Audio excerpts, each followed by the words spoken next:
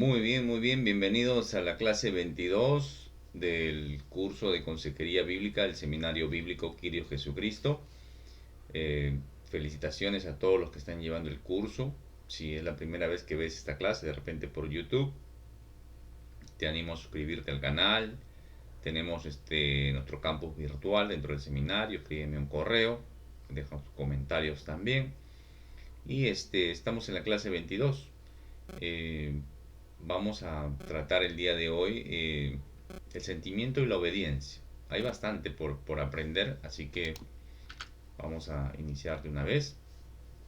Tenemos que entender que el consejero, eh, que la consejería bíblica es parte de la batalla y de la lucha espiritual. Ya, así lo tenemos que entender. Dar consejería es parte de la batalla espiritual y la lucha espiritual, ¿de acuerdo? No existe tal término como guerra espiritual, ¿no? La guerra espiritual es un movimiento religioso que se filtra dentro de la iglesia muchas veces, ¿ya? Tenemos un estudio en YouTube, lo puedes buscar, sobre la guerra espiritual, pero necesitamos entender que tenemos enemigos. Todo creyente y todo hombre en general tiene enemigos, ¿no? Algunos están inmersos en esta guerra y no lo saben, algunos están a merced de Satanás y no lo saben, pero son hijos de Satanás, son hijos del diablo, hacen su voluntad sin querer, sin saberlo muchas veces, ¿de acuerdo? Entonces, el consejero bíblico tiene que entender que dar consejería bíblica es estar dentro de una campaña de guerra, una campaña militar, una campaña donde hay una batalla, donde hay una lucha. Batallas a nivel general y luchas a nivel personal, ¿no? Cada persona tiene sus propias luchas. Y nuestros enemigos son el mundo no como globo terráqueo, el mundo no como la población del mundo, sino el mundo como sistema anticristo, ¿no? Sistema contrario a, a los valores y principios bíblicos. Ese es el mundo, ¿no? Lo que no, ya el ejercer en el mundo se conoce como la mundanalidad, que son todo lo que el mundo ofrece, ¿no? Lo sensual, lo sexual. Cuando digo sensual, no me refiero solamente al plano sexual. Cuando digo sensual, me refiero a darle gusto a nuestros sentidos. Ese es en el plano sensual, la sensualidad del mundo nos ofrece eso. El mundo nos ofrece sensualidad. ¿Qué nos ofrece? El alcoholismo, por ejemplo, ¿no? El sentirnos emborracharnos, el sentir esa euforia. ¿Qué más nos ofrece? El tabaquismo, nos ofrece las drogas, nos ofrece pornografía, nos ofrece todo tipo de vicio, ¿no? Vicio al sexo, vicio a los juegos. Todo ese sistema se conoce como mundanalidad. ¿Ya? Ojo con esto, ¿no? No solamente eh, la mundanalidad en el sentido de que, uy, pero qué malo tiene tomar, qué malo tiene fumar, qué malo tiene divertirse, las discotecas, ¿no? Si uno va antes, las discotecas eran lugares donde ponían orquesta, donde ponían música, la gente iba a bailar, a veces salsa, a veces variado, con luces psicodélicas. Eso se ha ido mutando, ¿no? Ha ido cambiando. Ahora las discotecas son con show, animadores, con bailarinas, con show en vivo, y no solamente eso, sino también eh, la, el sexo explícito con ropa y sin ropa también, ¿no? Esa es la euforia ahora, ese es el boom, ¿no? En Europa, en Norteamérica, en cualquier parte ahora ya, ¿no? Se da eso. Entonces cada vez ha ido, el mundo cada vez va en degradación en sus valores, ¿no? Esa es la mundanalidad, ¿de acuerdo? Otro enemigo que tenemos es la carne.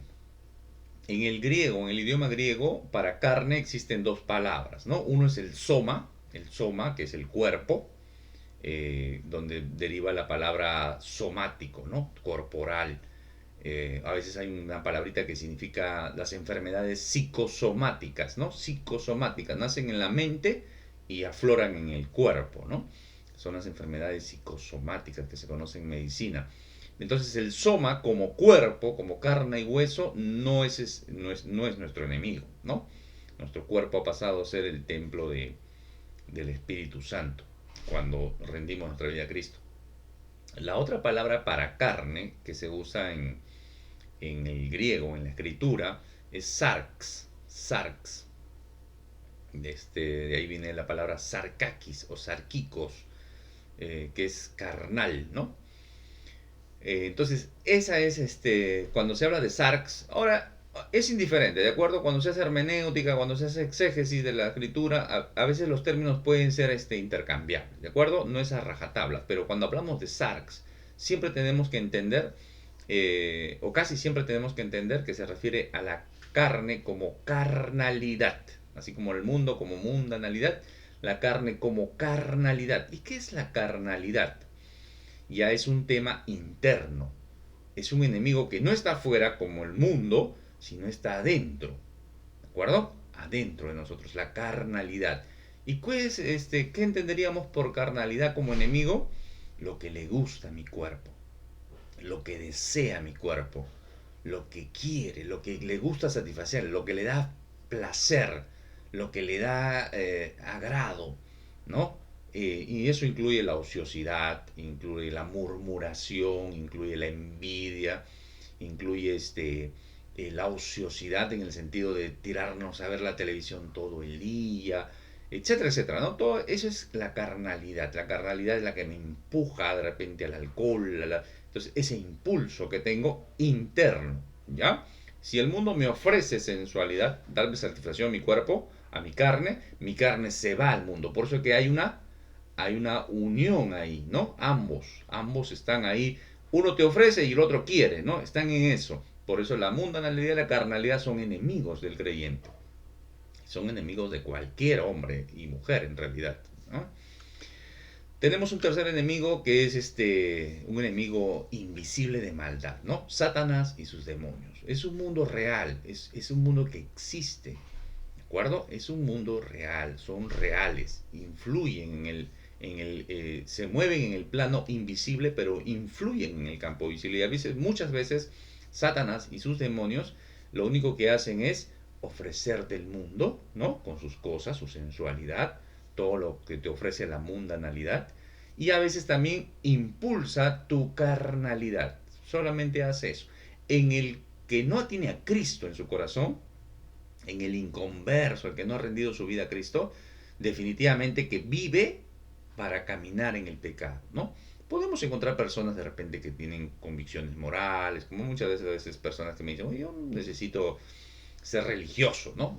Considerando que yo tampoco soy religioso. Yo tengo una relación con Cristo.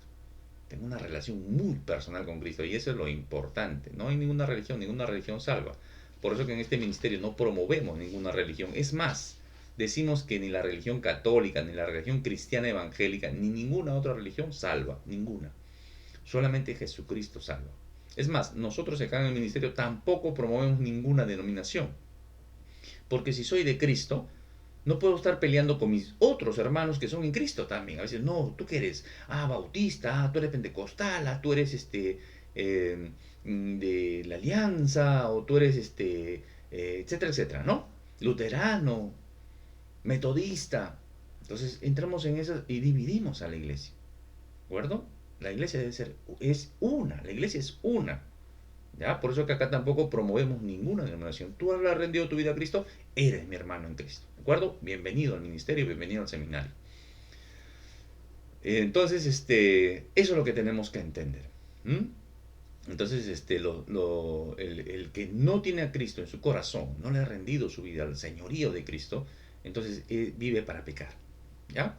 Puede tener principios morales, principios religiosos, principios, valores, etcétera, etcétera, y está muy bien, ¿no? Vuelvo a repetirles, personas que me dicen yo no he necesitado ninguna religión para cambiar mi vida, yo no tomo, yo no fumo. Genial, genial. Pero sin embargo es adúltero, ¿no? Adultera, le falta su mancilla, su lecho nupcial. Es un adúltero, ¿no? Pero sin embargo él me dice, no fuma, no toma, pero sí engaña a su esposa. ¿Se dan cuenta? Entonces, el que no tiene a Cristo en su corazón vive, su motor es el impulso al pecado, al pecado. En cambio, en el creyente que ha rendido su vida a Cristo, eso se vuelve una lucha. Esa se vuelve una lucha. Porque todavía el pecado mora en nuestros miembros, pero tenemos al Espíritu Santo que nos guía. Entonces el creyente tiene otro motor, otro impulso, otra energía que lo conduce a la lucha, siempre a lo que Dios dice. ¿Mm? Y eso es lo que vamos a aprender hoy. Por eso que Efesios 6:12 en la escritura dice, pues no luchamos contra enemigos de carne y hueso, sino contra gobernadores malignos y autoridades del mundo invisible, contra fuerzas poderosas de este mundo tenebroso y contra espíritus malignos de los lugares celestiales. Así dice la nueva traducción viviente. La traducción del lenguaje actual dice, porque no luchamos contra gente como nosotros, sino contra espíritus malvados que actúan en el cielo. Ellos imponen su autoridad y su poder en el mundo actual. ¿No? Un poquito más claro, nos ayuda a comprender este versículo. Entonces, es un mundo real, ¿no? La gente que anda en brujería, en hechicerías, en amarres, en pactos, en lectura demoníaca, en películas de terror, en películas satánicas, en videos satánicos, en literatura satánica de vampiros, de hechizos, etcétera, etcétera. Todo eso Dios lo prohíbe y lo condena, ¿de acuerdo? Es pecado. Muy bien. Entonces, entendemos entonces que cuando alguien viene necesita entrar en esa lucha. Entonces, la probabilidad de encontrar ayuda fuera de un consejero bíblico depende mucho de la providencia de Dios, ¿no? Hay personas que dicen, bueno, yo me fui al psicólogo, me fui al psiquiatra, y el psicólogo y el psiquiatra me ayudaron. Y gloria a Dios, la gloria debe ser a Dios, porque por la providencia de Dios, ese hombre fue usado para ayudar a esa persona. ¿Se puede dar el caso? Sí. Pero es interesante notar que tanto el psicólogo como el psiquiatra, por lo general que no son creyentes, no conocen la escritura. No conocen la escritura y no tienen tampoco la armadura de Dios. ¿No? Efesios 6:11 justamente nos dice, pónganse toda la armadura de Dios para poder mantenerse firme contra todas las estrategias del diablo. Entonces, alguien que es psiquiatra o psicólogo es una persona que no tiene la armadura. Y por ende va a dar un consejo en base a lo que ha estudiado, ¿no? La psiquiatría se volvió parte de la medicina, pero no fue así hace 200, 300 años. Eso ya lo hemos visto en capítulos anteriores. No lo voy a volver a repetir.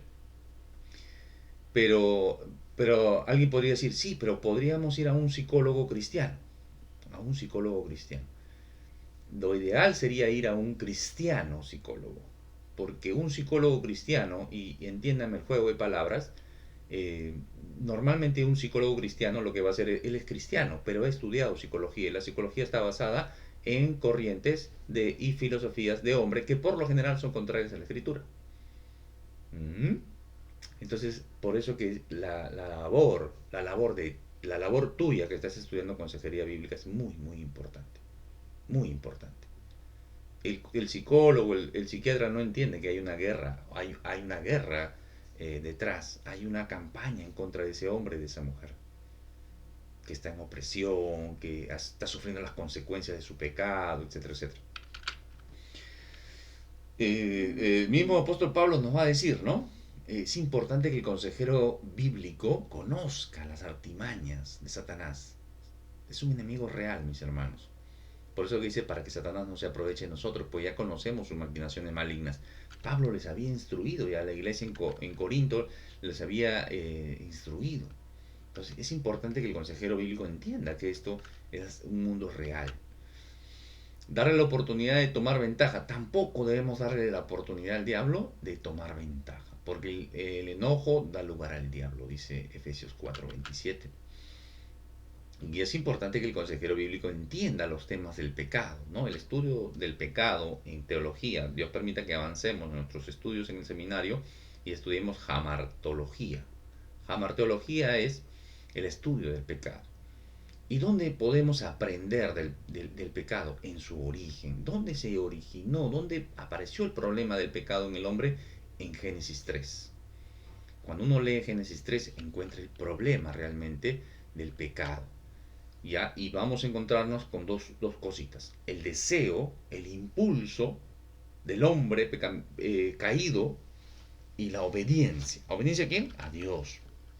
Por ejemplo, Génesis 3:6 dice, vio la mujer y vio la mujer que el árbol era bueno para comer y que era agradable a los ojos y árbol codiciable para alcanzar la sabiduría.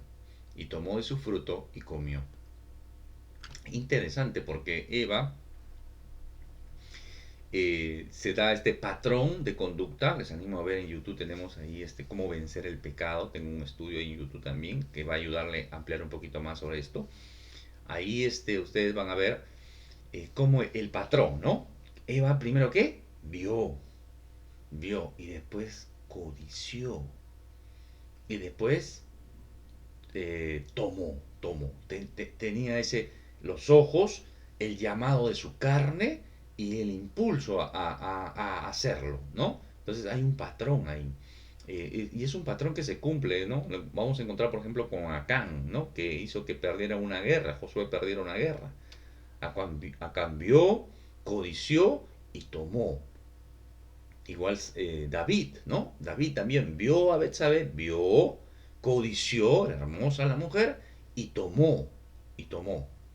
Hay un patrón ahí, por eso que el apóstol Juan, en la primera de sus cartas, en el capítulo 16, dice, porque todo lo que hay en el mundo, ya entendemos el término, los deseos de la carne, de mis sarx, los deseos de los ojos, eso yo quiero, eso me gusta, y la vanagloria de la vida, eso que me da gloria, que me da poder, que me da fama, que me da fortuna, eso que me da esta vida, ¿no? No proviene del Padre. No proviene del Padre, de nuestro Dios, de nuestro Padre Celestial, sino de dónde proviene, del mundo. Entonces ya entendemos el término, ¿se dan cuenta? Entonces cuando alguien dice, yo quiero, yo deseo, ¿no? Pero está bien, eso me va a dar fama, me va a dar poder, me va a dar dinero, me va a dar riquezas. Ten cuidado con eso. Puede ser una trampa del mundo que Satanás, nuestro enemigo, o sus demonios estén usando. Entonces entramos en la disyuntiva de sentimientos versus obediencia. La vida de pecado, por lo general, la vida de pecado está motivada por nuestros sentimientos. Y nuestra vida de santidad está orientada a la obediencia a Dios. Si alguien no tiene a Cristo en su corazón, siempre su motivación van a ser sus emociones. Siempre. Sus sentimientos, lo que quiere, lo que desea. En cambio, el creyente, el que le ha rendido su vida a Cristo, siempre su orientación va a ser, ¿qué dice Dios? Ya no gobierno yo en mi corazón, es Cristo quien está sentado en el trono de mi vida. Ya no vivo yo, más Cristo vive en mí, dice Gálatas 2:20. ¿Se dan cuenta? Entonces ya no gobierno yo, sino Cristo. ¿Qué dice mi Señor? ¿Es bueno esto? Bueno, hoy día me provoca tomar. Quiero tomar licor. No sé qué tomar. Cerveza, whisky, ron combinado, un trago especial, no lo sé. Entonces, eso es lo que quiere mi carne. Dice, Señor, ¿está bien esto? ¿Está bien? Que me emborrache, que ese deseo que tengo de emborracharme. Dice, no, no te embriagues, más bien llénate del Espíritu Santo, dice la palabra. El Señor, entonces eso me dice mi Señor. Y así es. Casado, deseo otra mujer, deseo esta mujer me gusta, esta mujer, tengo un deseo, tengo un impulso por él. ¿Qué dice la palabra? No adulteréis, no adulteréis. ¿Se dan cuenta? Entonces, siempre mi orientación va a ser hacia lo que Dios dice, no lo que dice mi impulso. Entonces, vamos entendiendo sentimientos y obediencia. Espero me estés entendiendo eso. ¿Por qué lo digo? Porque normalmente, cuando alguien va a un psicólogo, el psicólogo ¿qué dice? Tienes que amarte tú, tienes baja autoestima, tienes que amarte, tienes que hacer lo que te gusta, vive la vida, disfruta, sal, diviértete, toma, anda a bailar, anda a tomar, emborráchate, siéntete bien, siéntete libre. ¿Qué está apuntando? A sus sentimientos, a sus emociones. Pero realmente eso es lo correcto. Por eso que el psicólogo se vuelve un instrumento de Satanás. Porque excita y incentiva el sentimiento. Por eso que hay varios, incluso en grupos de WhatsApp, yo he visto hermanitos que pasan, ¿no? esos mensajitos, y uno escucha los mensajitos, sí, siéntete libre, siéntete bien, usa tu mejor ropa, sal, diviértete, conoce gente. Uy, qué bonito, sí, pues hay que vivir la vida es una, que esto, que el otro. Pero por ahí está oculto eso lo que realmente quiere tus sentimientos. Y los sentimientos te van a llevar a eso, tus emociones te van a llevar a eso, al libertinaje, muchas veces, al desenfreno y a algún vicio seguramente, que puede ser el alcoholismo, que puede ser algún tipo de adicción, drogas, ludopatía, adicción al juego. ¿Por qué? Por seguir tu sentimiento, por seguir tus emociones. Dice, ámate a ti misma, valórate, tú eres mejor que el mundo, mejor que cualquiera, etcétera. Entonces, ¿qué te crea en ti? Orgullo, crea orgullo en tu corazón. Por eso que a veces, hermanos, creyentes que me dicen, hermano, usted está en contra de la psicología. Y yo estoy en contra porque es contraria a la escritura. Y los que están llevando este curso ya están entendiendo. No es un tema de ataque, es un tema de comprender a dónde debo apuntar, a los sentimientos o a la obediencia a Dios. Claro, Dios sabe lo que es mejor para mí, entonces esa debe ser, vivir en santidad. ¿Mm? Uno de los errores, ¿no? Pensar en hacer solo lo que tengas ganas de hacer. Ah, lo que tengas ganas de hacer. Normalmente las personas no tienen ganas de trabajar, por ejemplo, quieren quedarse dormir, meterse en su cama todo el día, etcétera, etcétera, ¿no? No quieren leer la Biblia, no quieren estudiar, no quieren participar, no quieren engancharse en los estudios, etcétera, etcétera. Entonces, es importante también comprender que el amor, mis hermanos, o amigo que me ves, no conoces a Cristo todavía, pero estás viendo este video, uno de los primeros pasos es arrepentirte y venir a Cristo. Pero el amor, por lo general, entendemos como una emoción. El amor no es una emoción, el amor es activo, el amor es de verbos. El amor bíblico es de acción, de demostrar, de dar. Normalmente las personas basan su amor y su matrimonio, la raíz en el sentimiento. Y la raíz no es el sentimiento. El sentimiento del amor debe ser el fruto. ¿Qué quiere decir eso? Que la raíz debe ser el compromiso, la decisión de amar a alguien. Y esa acción de invertir tiempo, de dar todo y entregar el amor, debe dar un fruto, haciendo la analogía con un árbol, el fruto debe ser el sentimiento, no la raíz. La raíz es la decisión de amar a una persona y hacerla feliz. Hombre y mujer, ojo con este dato. Joven que todavía no te casas, ¿entiende esto? El sentimiento del amor debe ser un fruto, no la raíz. La raíz es la decisión de amar a alguien. ¿Ya? Eh, entonces Satanás en Génesis 3 incentivó los sentimientos para hacer desobedecer a Eva en lo que Dios había dicho. Incentivó eso. Claro, Génesis 3:5 dice, Dios sabe que en cuanto comas del fruto, se les abrirán los ojos y serán como Dios. ¿Ah? Serán como Dios. Conocerán el bien y el mal. Entonces la impulsó ¿a qué? Al sentimiento, al deseo, a la emoción de querer ser como Dios. Esa fue la trampa de Satanás. Por eso decía yo que el psicólogo se vuelve un instrumento de Satanás porque incentiva también eso.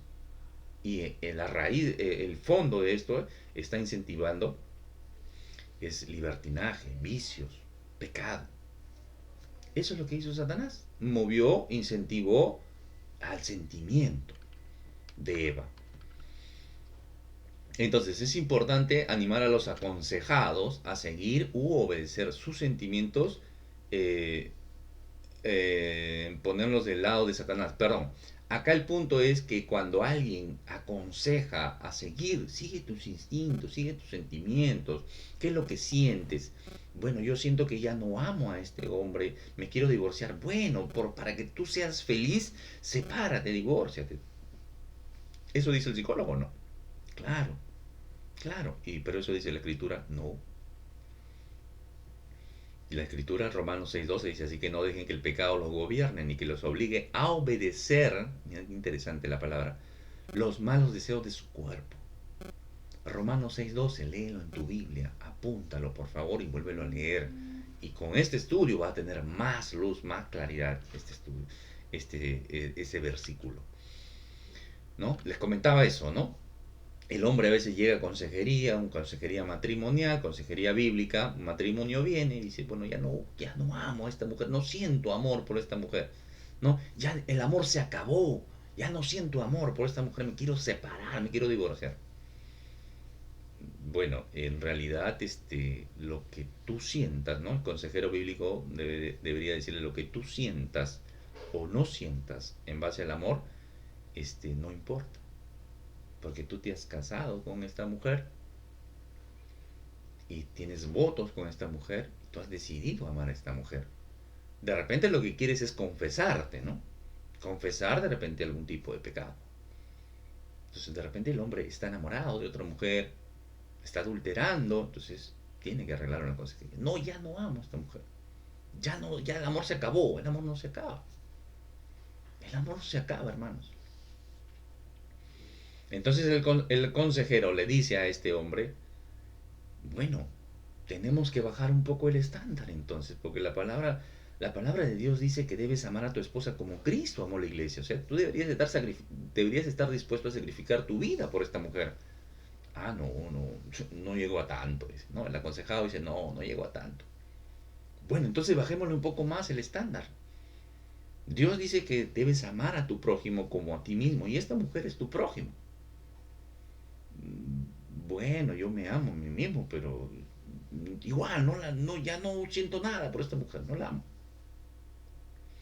Bueno, entonces sigamos bajando. ¿Qué dice la palabra de Dios? La palabra de Dios dice que ama a tus enemigos.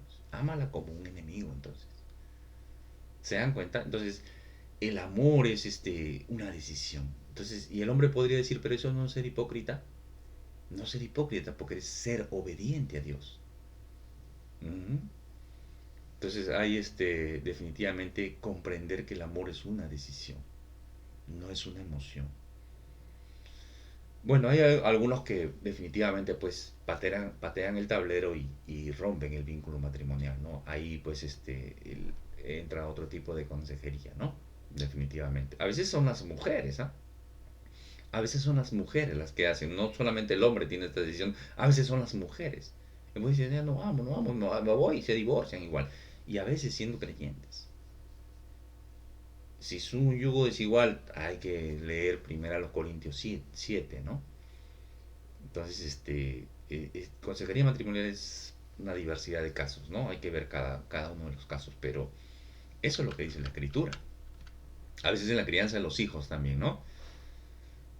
No, los niños no hay que tratarlos mal, no hay que maltratarlos, nadie dice que los maltrata, pero hay que disciplinarlos. Una cosa es maltratar y otra cosa es disciplinar. Se disciplina en amor, el balance entre amor y disciplina, tienen que estar equilibrados, amor con disciplina, disciplina con amor, ¿de acuerdo? Esa es la creencia, pero yo no puedo decir, no, pero si el chico quiere hacer lo que lo haga, pues si quiere ir a divertirse que la haga, si la muchacha quiere salir con los muchachos que salga, pues. Así dicen ahora, ¿sí o no? Y el psicólogo dice eso también. Deja que el muchacho salga, no lo reprimas. Los padres que tenemos más experiencia en relación a los jóvenes y que tenemos cierta experiencia o mala experiencia también de jóvenes, que decimos, cuidamos a nuestros hijos, a nuestras hijas. ¿Por qué? Porque esa muchacha va a salir para terminar la discoteca, va a terminar perdiendo su virginidad y con un embarazo indeseado. Pero el papá y la mamá pudieron evitar eso. Y a veces algunos padres se ponen rígidos y férreos en eso, en la disciplina, y dicen, no vas y no sales. Que el muchacho venga acá, quiero conocerlo, a ver muchachito, cuáles son tus intenciones. Sí, señor, quiero ser enamorado de su hija. Muy bien, las cosas son así. ¿Es un enamorado? Es un amigo más. No, no es un enamorado que tiene que estar yendo, saliendo, besándose, apachándose, agarrándose, tocándose, no, no más. Es el respeto de una mujer, de un hombre a una mujer, de una mujer a un hombre. Ese es un enamorado. Es como un amigo que tiene ciertas consideraciones más o unas intenciones de ser un novio después de esta muchacha o de mi hija en este caso, ¿no? Y después serán un novio y después se casarán y después se conocerán. Ese es el procedimiento, las cosas son claras, ¿no? Entonces a veces la hija o el hijo, dependiendo del caso, se molestan con los papás, ¿no? O con la mamá de repente, ¿no? Y te odio, le dice, ¿no? Te odio, le dice la mamá. a la mamá o al papá, te odio, le dice, bueno, ahorita no te estoy obligando a que me quieras, ni que me, sino que me obedezcas. No me importa, si me odias, o me quieres, o me amas, o me deseas el mal, o quieres que me muera, no me importa. Lo que me importa es que me obedezcas. Cuando seas más grande, agradecerás y verás y dirás, sí, mi padre fue sabio, mi madre fue sabia, gracias por haberme cuidado, gracias por haberme cuidado, aún en contra de lo que yo deseaba. Porque los padres criamos a los hijos hasta cierta edad. Los hijos le deben obediencia a los padres. Pero después de esa crianza ya no es tanto obediencia, sino honra. La orden, el mandamiento dice, es honra a tu padre y a tu madre. ¿Sí? Honra a tu padre y a tu madre. Pero cuando están en etapa crianza, bajo el techo de papá y mamá, las reglas de la casa. Y ahí que tienen que ser los hijos, obedecer. Efesios también lo dice. Efesios 5. ¿Mm? Eso es lo que hay que entender. Hay veces que los padres crían mal a los hijos y el hijo ya tiene 30, 40 años y quiere seguir criándolo. ¿No? El manganzón está jugando ahí PlayStation y todos juegos de, ¿no? Videojuegos y todo lo demás. Y la mamá, hijito, ya está tu comida, ya. Ya, vieja, ahorita voy. Sí, pastor, hermano, mi hijo, pobrecito, no me hace caso, es desobediente. ¿Y cuántos añitos tiene tu hijito? 30 años, pastor. Tremendo mangazón, bótalo de la casa, que vaya a trabajar. Claro que sí, los padres se crían hasta cierta edad y después los hijos deben honra, porque los hemos criado en el temor de Dios. Uy, el tema es amplio, mis hermanos, pero tenemos que avanzar. Estamos aprendiendo, ¿de acuerdo? Entonces Adán y Eva pecaron porque desobedecieron la palabra de Dios. O sea, nosotros teologizamos el término y decimos Adán y Eva pecaron, pero lo que Adán y Eva hicieron fueron desobedecer a Dios. Desobedecer a Dios. Lo hicieron en franca rebeldía, lo hicieron de forma inocente, cayeron en una trampa. Cualquiera sea la forma que hayan pecado, es desobediencia a Dios. Y tiene una consecuencia. Y justo he puesto un gráfico, ¿no? Que están siendo expulsados. Ellos corrieron a esconderse, se tejieron, tuvieron vergüenza, se tejieron unas ropas de hojas de parra, ¿no? De higuera, se cubrieron, Dios los vio, ¿qué están haciendo? Confrontó a Adán, ¿m? Confrontó a Adán, no dijo Eva, no, ¿dónde está Adán? A ver, los varones vamos a rendir cuenta algún día ante el Señor. ¿M? ¿Y qué hizo Dios en su misericordia? Les sacrificó unos animales, el primer sacrificio, para cubrir el pecado de Adán y Eva. Por eso que les hizo unas ropas de pieles. ¿Mm? Estamos entendiendo lo que es el pecado, ¿sí o no? Trajo serias consecuencias. El pecado trajo serias consecuencias, tanto fuera y dentro del hombre. Fuera en el tema del juicio, los juicios que trajo la maldición sobre la tierra, las interrelaciones entre los hombres y las mujeres, y dentro de la naturaleza corrompida del hombre, la conciencia se pervirtió, los problemas emocionales aparecieron porque Adán y Eva tuvieron miedo, se escondieron, fueron irresponsables. ¿Irresponsables por qué? Porque Dios dijo, Adán, ¿qué pasó? ¿Qué pasó, Adán? Dijo, la mujer que tú me diste me dio a comer. La mujer que tú me diste, le echó la culpa a la mujer. Zafó la responsabilidad. Irresponsabilidad. Dijo, la mujer que ella tiene la culpa. La mujer que tú me diste, o sea, tú también tienes la culpa. Se le echó la culpa a Dios también. La mujer que dijo, bueno, también irresponsable, dijo, bueno, la serpiente fue. No fui yo, la serpiente fue. ¿Se dan cuenta? ¿No les parece eso familiar? Eso tenemos que aprender. En consejería se da mucho eso, hermanos. Entonces, y todo lo que trajo después las consecuencias, el pecado, ¿no? Todo el pecado comenzó a distorsionar todo. Un hombre ya no tenía una mujer, tomó dos mujeres, ¿no? Dios había establecido un hombre y una mujer, ya por ahí apareció Lamec, tuvo dos mujeres. Apareció Caín matando a su hermano. Terribles cosas comenzaron a pasar hasta el día de hoy, mis hermanos, hasta el día de hoy. intentaron escabullirse, escapar su responsabilidad. Y eso a veces, mis hermanos, no solamente son las hojas de parra, ¿no? Para esconder nuestro pecado. Hay muchas personas que se esconden tras otras cosas. Huyen y se esconden tras otra cosa. A veces bajo una fachada de intelectualidad o en sus logros académicos o a veces en su poder económico, en su condición social, en sus cosas materiales, etcétera, etcétera. Muchas personas se esconden y se siguen escondiendo. Entonces, el consejero bíblico, ¿qué tiene que hacer? Encontrar a esas personas, ¿no? Sacarlos de ahí detrás de los árboles y traerlos al arrepentimiento. ¿Ya? Traerlos al arrepentimiento. Ese es el paso número uno para el que no conoce al Señor. Y a veces dentro de los hermanos, dentro de los cristianos, también se dan estas cosas, mis hermanos. Muy bien, entonces esa es la clase de hoy, sentimientos, obediencia. Incentivamos a lo que se siente, ¿no? Contribuyendo a nuestros enemigos o a la obediencia de Dios, ¿no? Eclesiastés, tremendo libro, termina en su versículo, capítulo 12, versículo 13, el fin de este asunto es que ya se ha escuchado todo, ¿no? Teme pues a Dios y cumple sus mandamientos. Los 10 mandamientos, no, la palabra de Dios, lo que Dios ha establecido, mis hermanos, en forma general, no seamos religiosos, ¿ya? Busquemos, estudiemos, leamos la palabra de Dios, es así como vamos a conocerle y cuál es su buena, agradable y perfecta voluntad para con cada uno de nosotros. Dios le bendiga, fue con ustedes Jorge Ocampo, siervo del Señor Jesucristo.